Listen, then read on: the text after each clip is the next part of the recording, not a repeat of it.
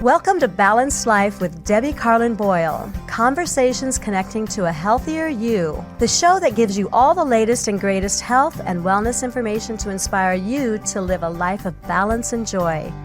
Debbie Carlin Boyle is a health and nutrition coach, personal trainer, and fitness instructor who helps her clients live in balance with everything that feeds us, in addition to the food on our plate. Please welcome your host, Debbie Carlin Boyle. Hi there, everybody. Hello, good afternoon. Welcome to my show.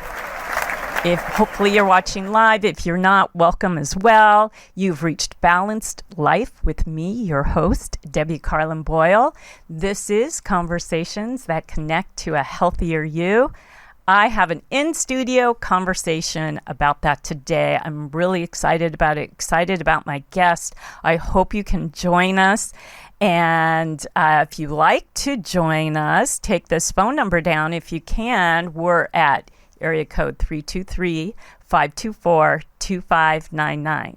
Again, 323-524-2599. And we would love to have you call in, ask a question, make a comment. I call my show tagline, Conversations Connecting to a Healthier You, because I want you to become part of the conversation too, not just myself and my guest. So we have a good subject today. It can pertain, I know everybody knows somebody with the issues that we're going to be talking about today.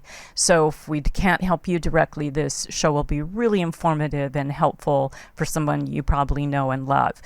I also want to tell you a little bit about me before we get the show off and running.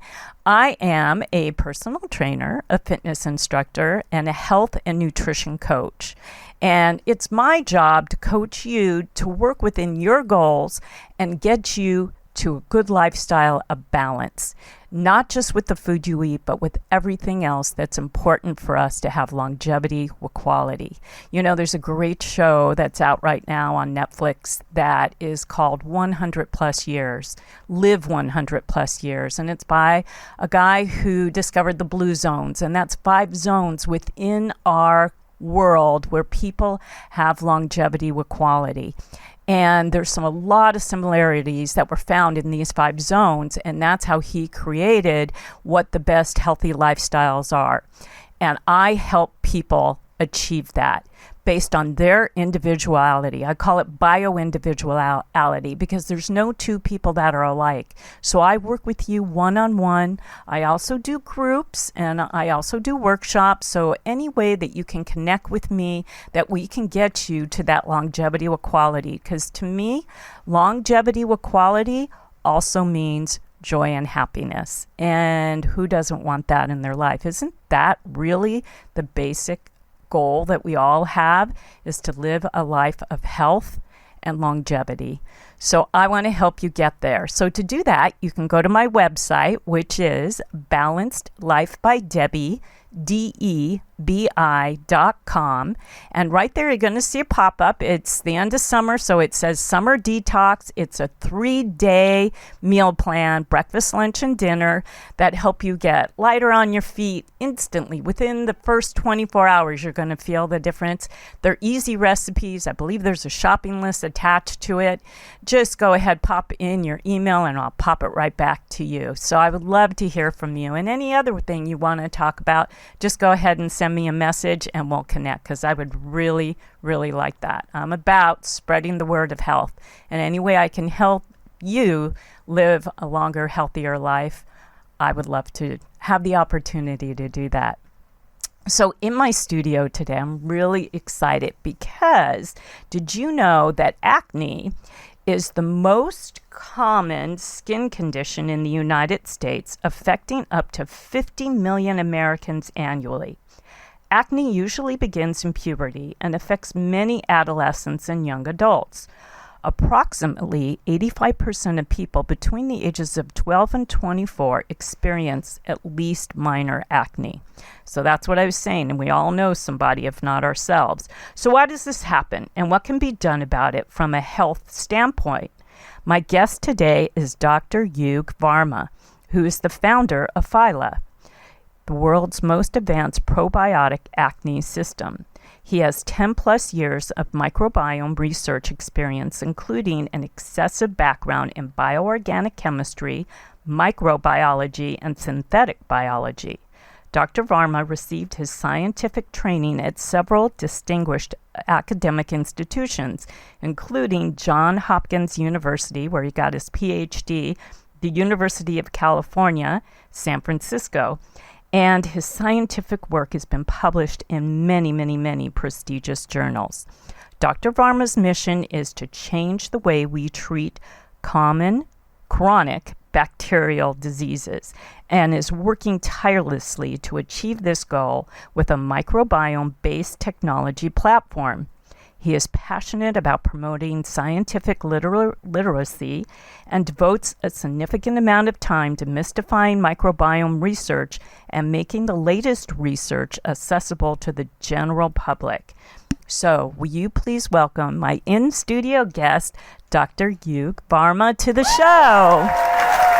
Hello, Dr. Varma.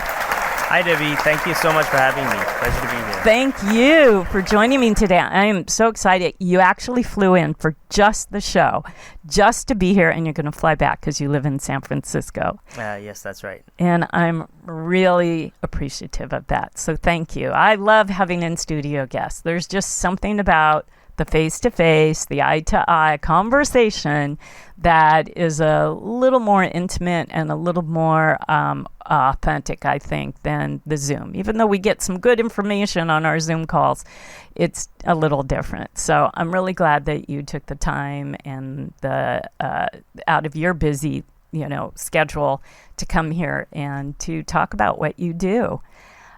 Speaking of which, I want to start from the beginning. I want to know a little bit about you personally, where you're from, where you were born, what we talked a little bit about your education, but why did you parlay yourself into the studies that you did and then ultimately coming up with this amazing product?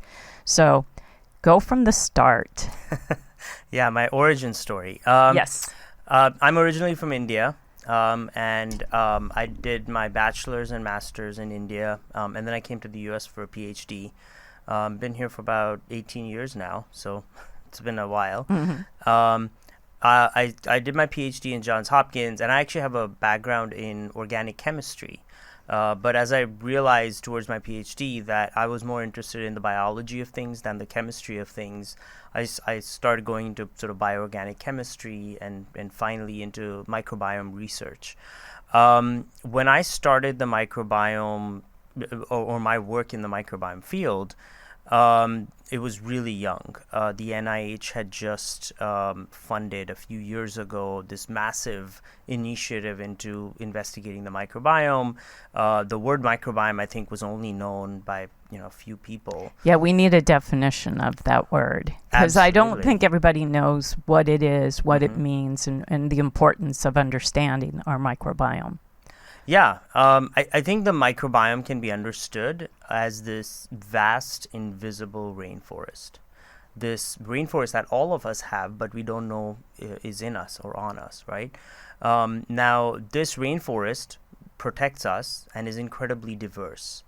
And it's invisible because its trees are made up of bacteria, viruses, and fungi, right? And we're born with a set microbiome. Is that how that works, or is that? I know we're kind of jumping over your path, but because we're talking about it right off the start, I want people to understand the meaning of it.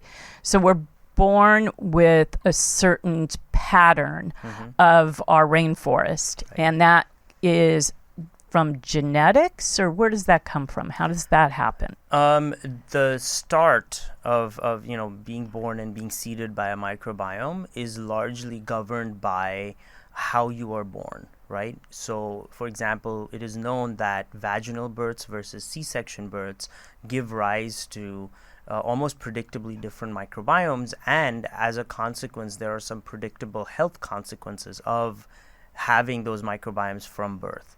Meaning that the vaginal birth is the healthier way to go. Healthier one. Yes. The C-section is correlated with a higher rate of a number of issues, including asthma, allergies, etc.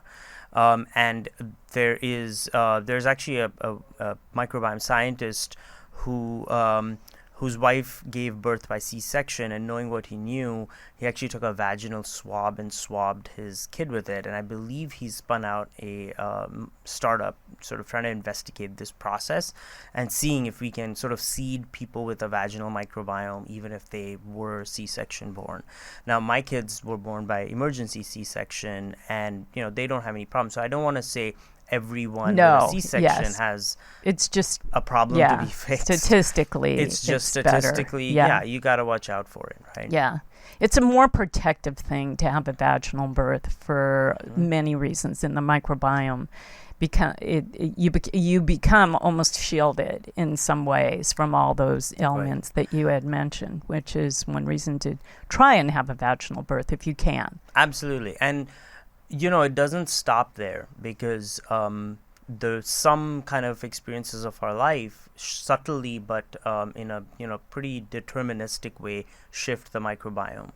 And so as a result, our microbiome becomes sort of a signature of the sum of our experiences, who we are, where we were born, and how, what we eat, how we grew up. And so just to give you a couple of examples, having pets and sort of playing in the dirt are correlated with more robust microbiomes, better immune systems, because one of the important things that the microbiome does is it attunes your immune system as you're growing up. Yeah, you're getting bacteria from those things that allow you to become more resistant to foreign bacteria later on that could be harmful bacteria. Right. I mean, it helps to kind of fix the thermostat of your immune system so that it's not too hot, it's not too cold, meaning it's not too reactive to things that it shouldn't react to, or it's not too unreactive, meaning that if you have an infection, it doesn't work. That's why we should let our kids play in the dirt and play in the mud, play with animals, and let them, as long as the animal is safe to be around, because that really helps them build up that bacteria, that good immunity. Yeah, I think. And even so, there's a very interesting discovery that breast milk has certain sugars that we don't have the capacity to digest. So the question was, why is the mother making this, and why is the baby drinking these sugars that are in quite abundant quantities that are apparently nutritionally not needed, right? Well, it turns out that these molecules, these nutrients, are actually not for the baby, but for the bacteria within their gut. And so what it does is it encourages the right kinds of microbes to grow in their gut once you've seeded them, versus the wrong ones. And that's how it starts to shape your gut microbiome in the earliest years. Another thing to do naturally is I have a granddaughter. I have to say this on the air. My daughter will probably, she won't, because she's proud of it, actually. So I have a granddaughter who's going to be 3 in a few months. She still breastfeeds. She exclusively breastfed from the moment she was born and never took a bottle or a pacifier. So this is her source of pacifying herself. But also, she enjoys breast milk, and my daughter enjoys the fact that she's creating this healthy immune system, this healthy garden in her gut, if you will. Aside from the foods that she eats, she knows she's, and so as a result, she rarely gets sick. And, we do need to get sick to build up our immunities, but with viruses and stuff, but she rarely does, because she's got that. This is a great protector, and so vaginal birth and breastfeeding, we got that in there. It's really highly recommended for these reasons. So this is what our microbiome can be changed by lifestyle, obviously through the foods we eat. The environmental factors come into it, things that we put into our skin that absorbs into our bloodstream can change it for the better or for the worse, correct? Yep. And so in your study, going back a little bit to your education, did you just get really passionate and intrigued about studying the microbiome and the body and what causes certain things and how to counterbalance that with creating products or lifestyle situations so people can live in a more health state, if you will? Yeah, so my personal sort of journey to the company I created and the technology that we're pursuing is sort of phage technology. And this is the foundation of our company, but it's something that I've been fascinated about for about 15 years. And what phages are they're tiny microscopic viruses that are present all over planet Earth. They're actually the most abundant life form on the planet. Yet almost no one's heard about it outside, the scientific community. So phages are viruses that kill bacteria. They don't really affect or interact with human cells very much. And they have two superpowers. So one is that they're nature's best defense against bacteria. The second is that they're incredibly specific. So, a phage that kills E. coli will not kill any other kind of bacteria. A phage that kills staph will not kill any other kind of bacteria. And so what we've done is we're trying to leverage the extremely precise nature of these organisms, along with the fact that they're very, very efficient in targeting and killing the bacteria that you can target, by using them in disease states like acne, where one bacteria causes the problem, yet most of the acne medications that we take, they kill all the bacteria on our skin, right? Right. Think of benzoyl peroxide, you think of antibiotics, things like that. Incredibly harsh, incredibly broad spectrum. And, if you think of your microbiome as a rainforest, this is like setting fire to your rainforest because it has a weed in it. Right. And then, so rather than just pick out that one weed, you're like getting rid of the good and the bad together at the same time. And we need our good bacteria and our, and the bad bacteria is what we want to try to target. So, so let's talk about your road to wanting to work with people that have acne. Is it because of phage that you realize that is what? So let's talk about what is the cause of acne. What is it? How does it happen? And then we'll talk about how to control it. Right. So acne is primarily driven by the overgrowth of one bacteria on our skin. This bacteria is called C. acnes or Cutibacterium acnes. And you have C. acnes on your skin. I have C. acnes on my skin. Every adult listening to this podcast has C. acnes on their skin. Not probably, definitely. It's a very common bacterium. Obviously, all of us don't have acne, right? So the problem is not the presence or absence of this bacteria, but it growing out of balance. So when it overgrows on your skin, it throws your microbiome out of balance, and your immune system senses that imbalance and produces inflammation as a result. So what causes it to overgrow like that? What are you born with that? Is that a genetic thing?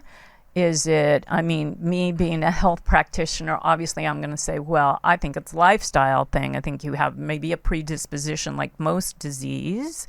We have different genetic factors that come into play, but I would also think that lifestyle can make it worse or better. So what causes that? Are you born with it? You're not born with it. It is very much a lifestyle thing. So, as we know, acne is a very complex condition. Yes. There are many things that we know affect it, like diet, hormones, genetics, even stress. But they're all tied into the overgrowth of this one bacterium. So this bacteria, C. acnes, it lives on the oil that's produced on our face called sebum. It's naturally produced. It's not a bad thing.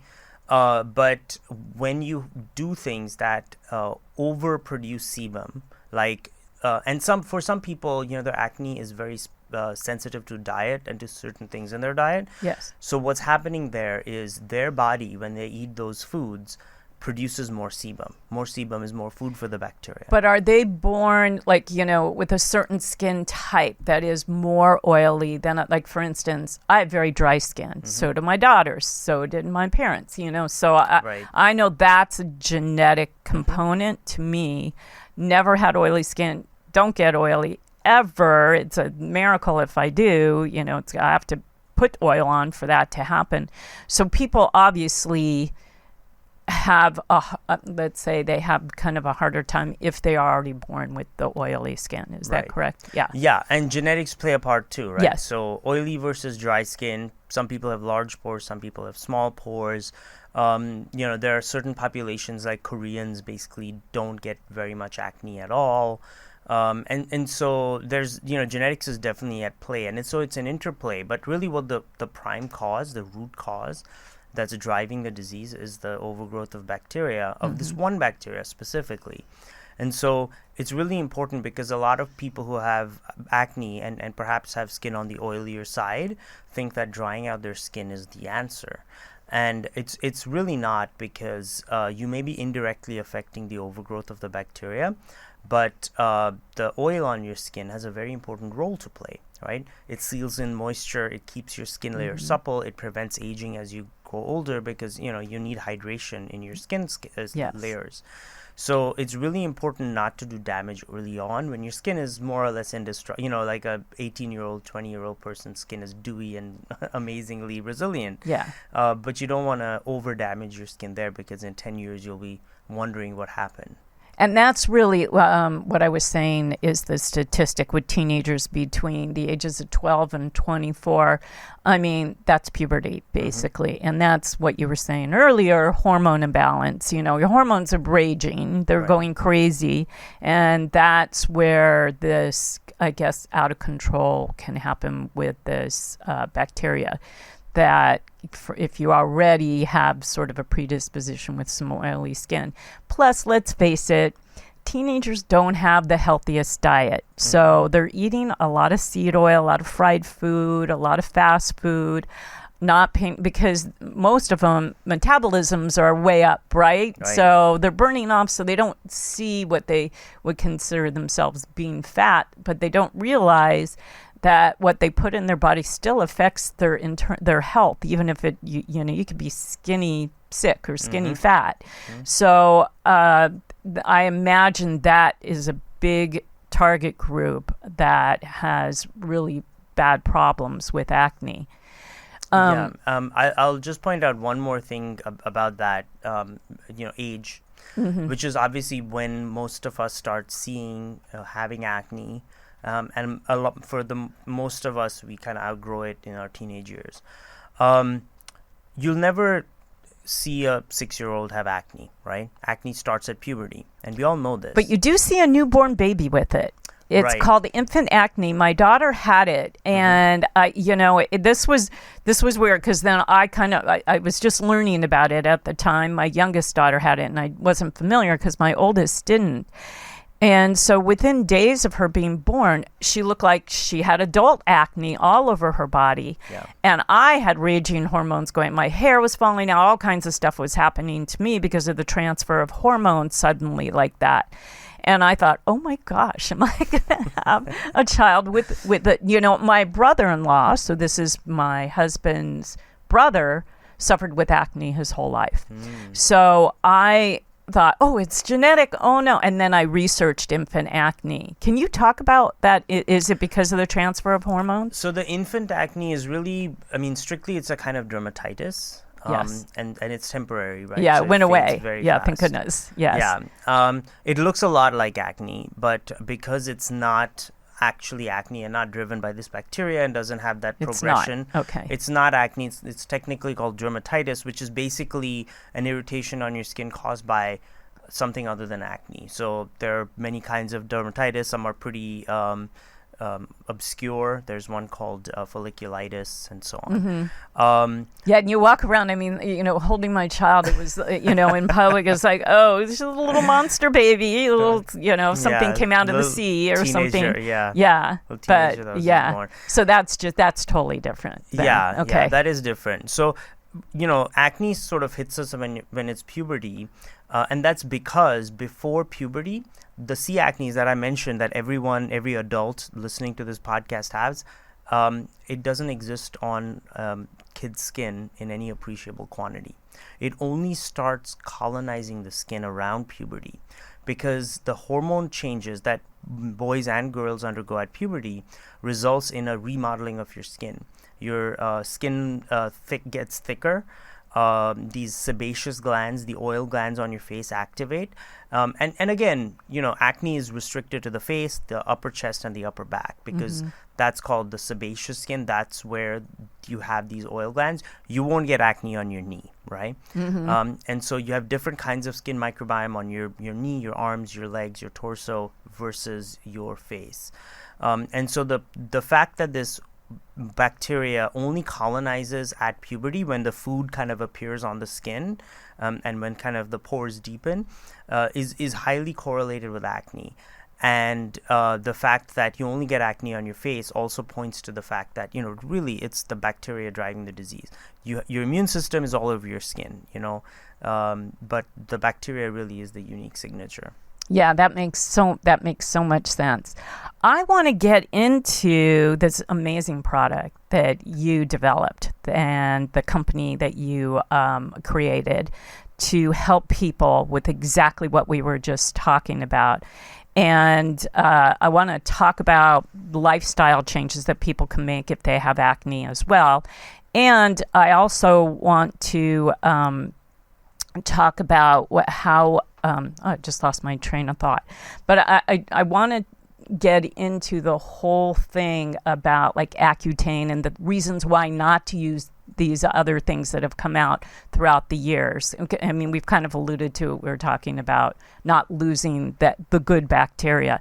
But let's get into it deeper. We're going to take a quick break from one of my sponsors. We're going to come back in 1 minute. We're going to have you join us. Call us, 323-524-2599. I'm sure you have a question or a comment. Let's hear from you. We'll be right back after this. Is an extra virgin olive oil company with a mission to provide high-quality, current-season Italian oils to families. They have partnered with 2 centuries-old family farms in the Tuscany region of Italy to grow, harvest, and bottle their amazing oils. Founded by a nutritionist who has a love of the land, sustainability, nutritious foods, and of course, Italy, they strive for a peak freshness and high nutritional content in every single bottle. All of their oils are current season, extra virgin olive oil, bringing you a true branch to bottle experience, and I know firsthand. So, for an offer, go to www.cesiroliva.com and enter Balanced Life 10 for 10% off. I know you're going to love this healthy and delicious addition to just about any meal. Welcome back. Thank you for joining us today. I have an in-studio guest I'm very excited about. His name is Dr. Yug Varma, and we are talking about microbiome, the latest research in it, what it is, and most importantly, we're talking about acne and a more natural, healthy way to combat it and get rid of it once and for all. Because as you know, I like to approach everything from a holistic standpoint. So welcome. I want you to call in, area code 323-524-2599. If you have a question, you can become part of our conversation. If you're listening post-show, go to the comment section on my Facebook page or my YouTube channel, ask a question, make a comment, and we'll get back to you after the show. I answer questions years after I've done shows. So we love to keep the conversation going no matter how long it keeps going. So getting back to talking about your company, will you tell us a little bit about your company, why you created it and the product, and then let's talk about what was out there that was really not doing any good for people. It was just making fun, like you said, you were just putting gasoline on already burning fire. Right. So I was a postdoc at UCSF, and I was passionate about applying phage technology to a really important problem. And, being at UCSF, there's a lot of biopharma, there's a lot of, sort of high-powered drugs being developed, and that's really exciting.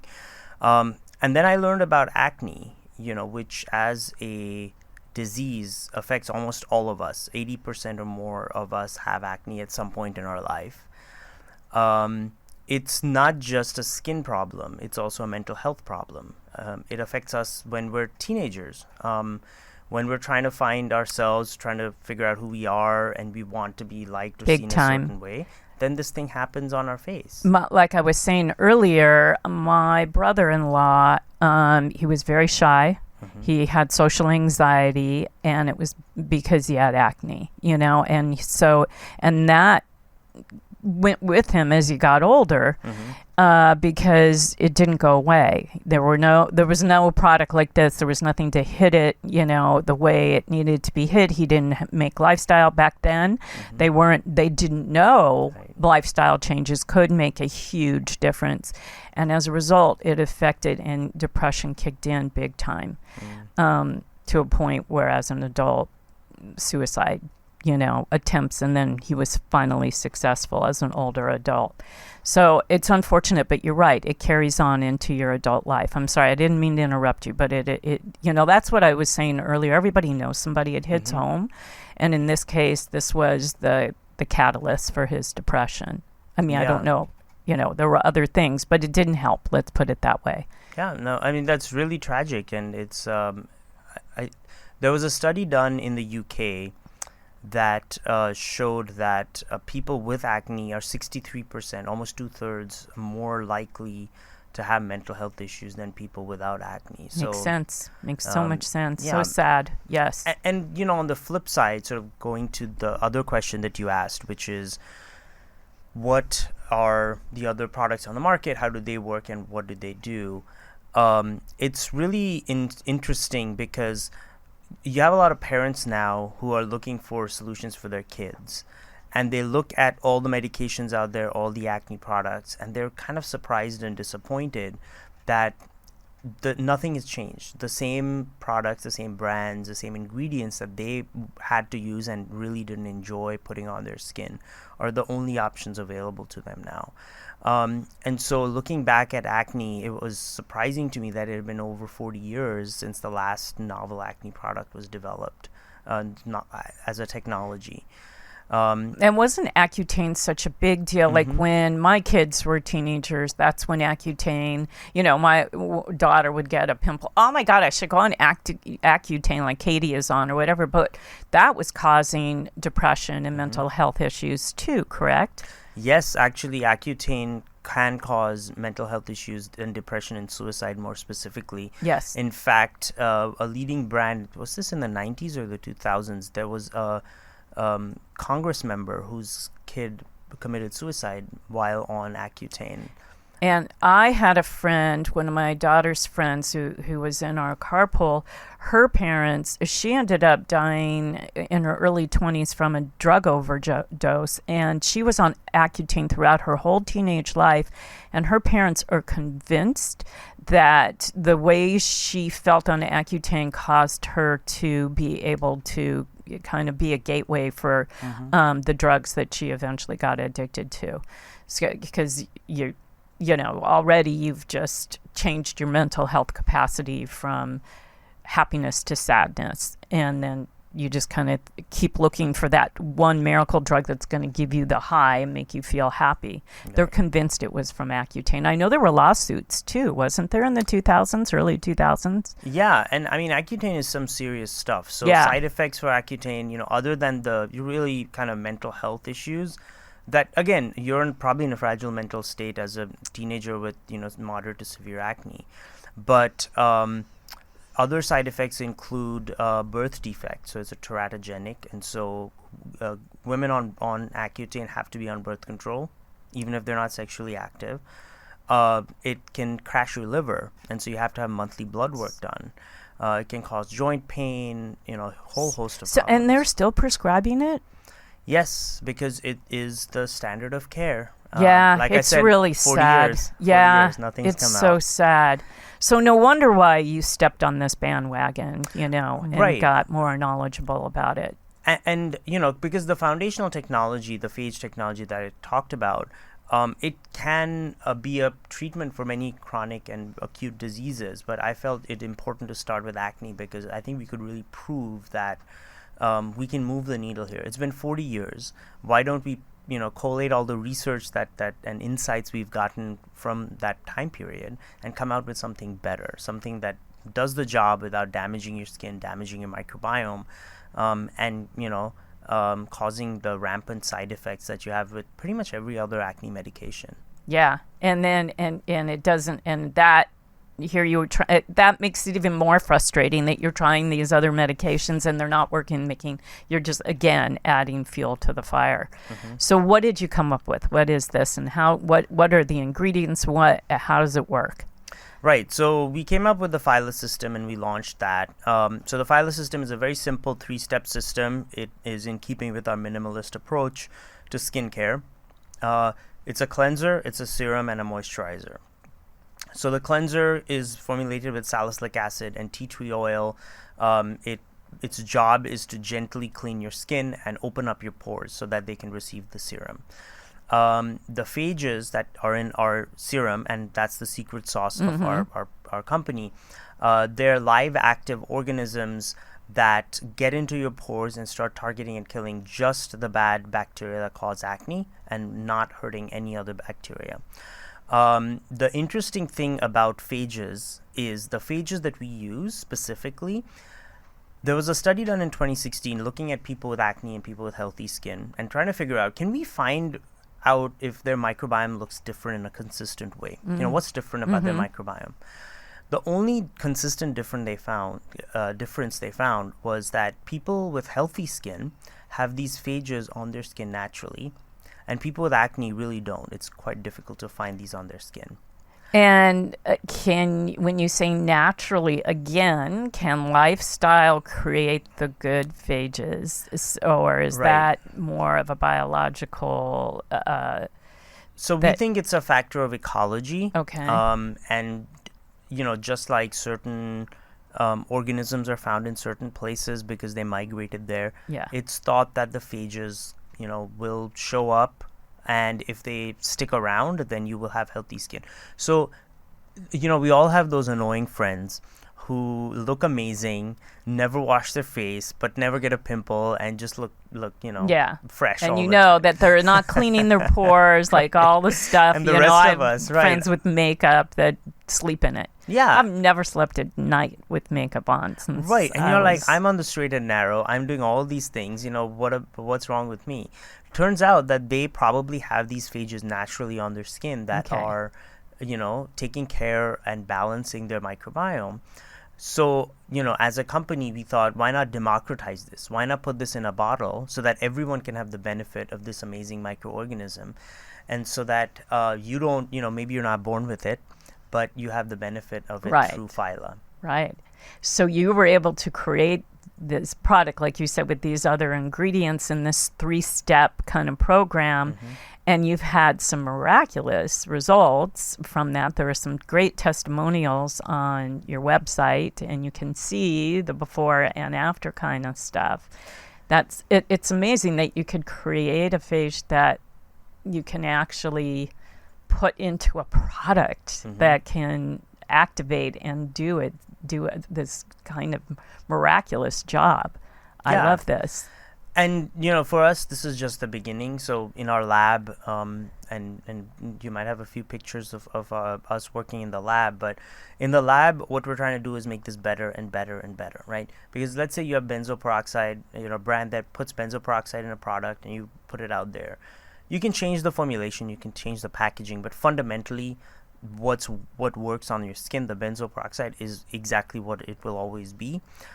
Because the phages are a biological system, we have the opportunity to enhance it, to fine-tune it, and make it better. And so that's me on the science side, right? Those are the problems we tackle. Doing that constantly. Right. At it, But that's what's really exciting about this technology, is that we get to keep refining it and make it, better at killing bacteria, better at finding bacteria, burrowing deeper in the pore, for example. And we're working hard on that right now. And so we already have some really cool results in the lab. some good wins, and we'll be putting that into our product, in the next year. So, and do you have to go through all the FDA stuff to get to, if you start taking out and doing stuff that's already been approved by the FDA, or? So we're an over-the-counter acne drug product, and so we follow the FDA guidelines and we follow the FDA rules. But because we are not a prescription drug, we do not go through kind of the phase 1, phase 2, phase 3 trials. That's a different category. A whole different category. Of Do you work with dermatologists that you would, do you have sales reps that go into dermatology?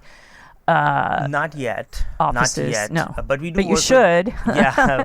Don't you think? Because they're probably those are the ones that are prescribing Accutane or whatever, these things that are so harmful. Yeah. That and most doctors, unless they're functional medicine doctors, don't really suggest lifestyle changes to you. Including dermatologists. I have my dermatologist just on here about a month and a half ago or so, and she actually is more on the holistic approach, but still it's a medical sort of background and not so much on here's the reason why I suggest this and here's the long-term benefits from it instead of the long-term hazards, because there's so many things that other drugs, you get rid of one thing and you're just creating others.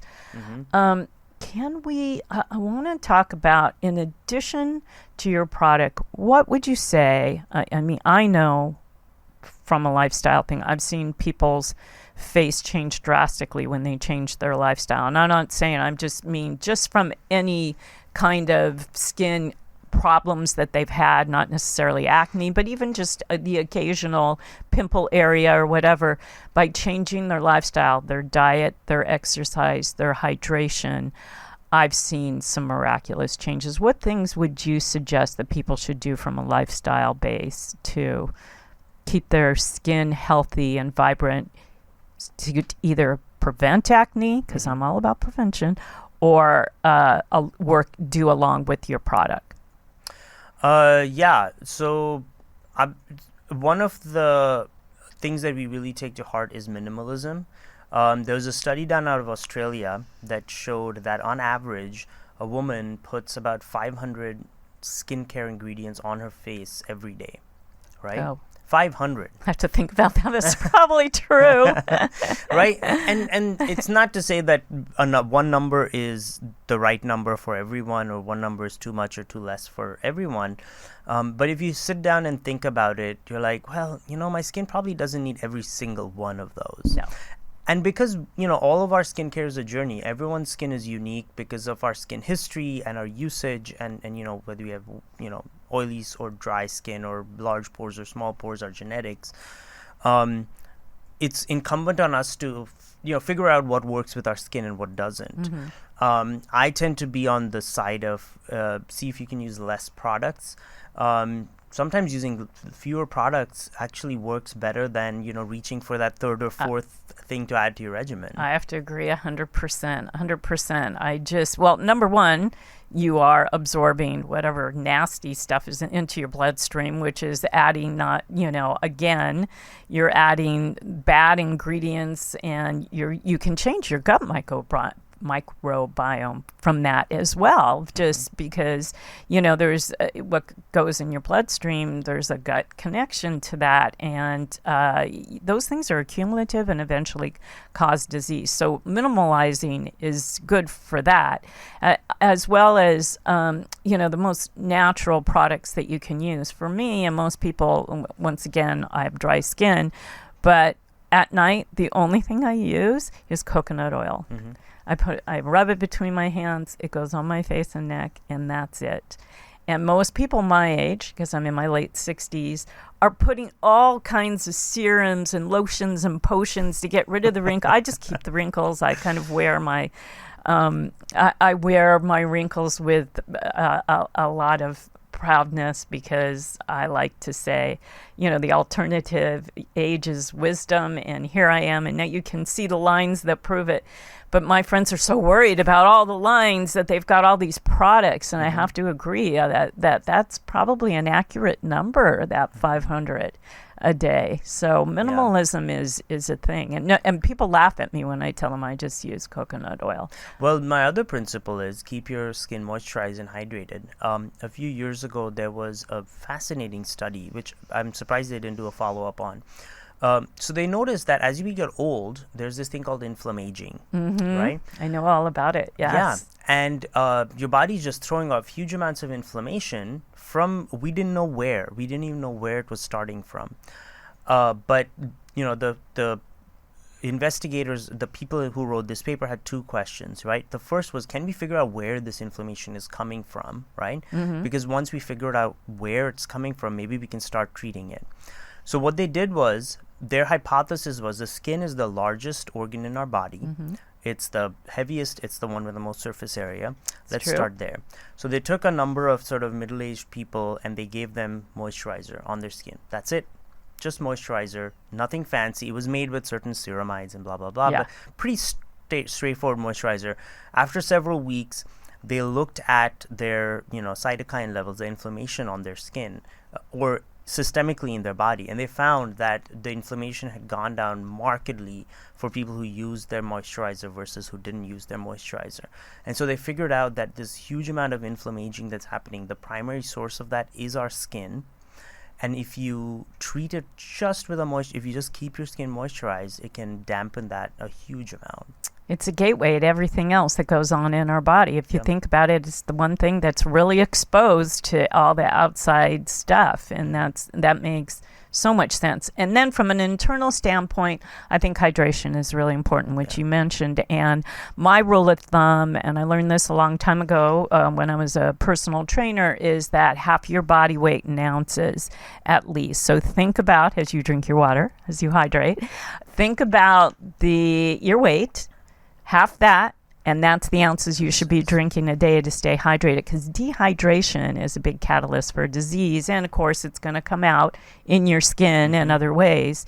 And, you just want to keep everything flowing. We're 70% water. That's what we're made up of. We got to replenish that, especially if you're doing high-intensity exercise or even walking. The other thing is, I think sweat is really good for your skin, because that kind of gets rid of the toxins. That's another way to kind of flush out and start over. So I take hot yoga on a regular basis, and I do hormesis type therapies, cold rinses, cold baths, and heat saunas and hot yoga. And our body, I think that's a way to sort of detox. And before we go, because we're down to the last couple of minutes, but I want to see what you think about this whole celery juice craze. There is a guy, his name is the Medical Medium, and he's not exactly a doctor with a PhD as far as I know, but he's written several books and all about juicing celery juice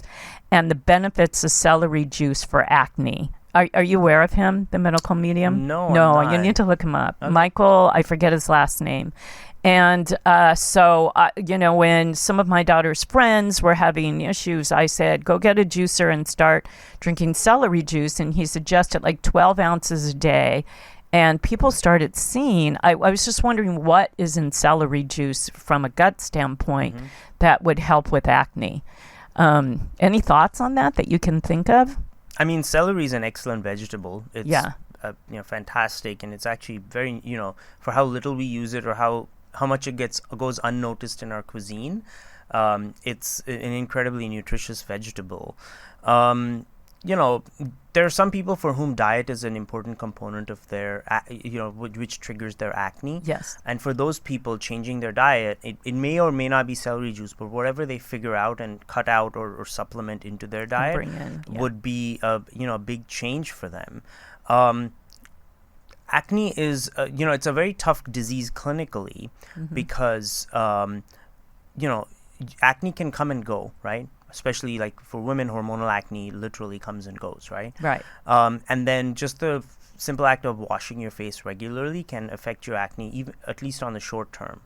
And so when people study it for 8 weeks, 12 weeks, it's a short period of time, and you're controlling it in the clinic, you see these waves come and go. So it's really important for whoever's seeing effects with the celery juice to sort of think about, okay, is this going to be my long-term thing? Right. A, can I do it regularly? And B, if it has an effect, that's great. Uh-huh. For people for whom it works, I say more power to you. Yeah. I have not heard of this particular treatment, but I'll look into it. Yeah, look into it. Yeah. It's interesting. And you're a pre-probiotic, and it's prebiotic are the prebiotics we take before the probiotic, and then there's also a postbiotic, right? Right. Is that all part of the ingredients of the phage? Is that? No, our phages are sort of different from that. Phages. I think our phages are probably the most accurate definition for them in this sort of system is probiotic. They're a probiotic. They're probiotic. Prebiotics are basically, nutrients that you can feed yourself that encourage the growth of the probiotic. So in the breast milk example, the sugars that the mother is making that the baby can't eat but that the bacteria eats, that's a prebiotic. Okay. Right. And postbiotics are basically the nice molecules that the probiotics make, whether they're in your gut or your skin, that makes your body happy. Right. They're kind of why you need the probiotics in the first place. Uh-huh. So a lot of people think, oh, we'll just do an end run around the probiotics and just put a postbiotic in a pill and eat it. There's a couple of problems with it. The first is we don't know all the postbiotics that a probiotic makes that makes us happy. We only know, maybe the top 2 or 3. So we don't know what we're missing. Right. And the second is that the probiotic makes these postbiotics, right next to the intestinal cells in a very defined, specific way in a specific amount. We cannot mimic that with just a capsule. So it may, have 60 to 80% of the effect. But, even with probiotics, instead of taking a pill, it's probably better to eat kimchi or sauerkraut or yogurt or fermented foods. Yeah. They're natural. They're more repeatable. They're more gut friendly. They definitely are, and they're a direct hit. We are out of time, but tell the audience how people can contact you, probably through your website. So if you want to give your website for those that aren't visually watching us, can you say what it is? So we are Phyla, Phyla, and you can find us at phylabiotics.com. We have a ton of information about the science, about a clinical trial that we ran. And you can make the best choice for yourself in terms of what acne product you want to purchase. We're also on the socials on Instagram, Twitter, TikTok, Facebook, at Phylabiotics. You're everywhere. Yeah. Final words, a thought, a phrase, just something you want people to know. Be minimalistic. Take care of your microbiome.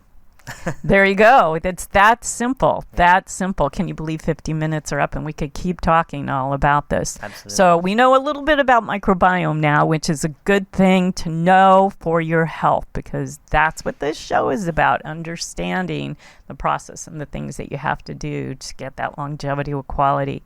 I can't thank you enough for flying out here today, just for the day, from San Francisco to be in our studio here in beautiful downtown Burbank. I really appreciate your time, your energy, and your expertise. So thank you again so much. Thanks so much for having me, Debbie. Yes, I enjoyed it immensely. And I want to thank you, my audience, for joining us today. I hope you got some good information. Please, if you like the show, go ahead and hit the arrow, the thumbs up for it. I really appreciate that. And in the meantime, until my next show in 2 weeks, keep going out and finding those conversations that connect to a healthier you. All right, everybody, we'll see you soon. Bye.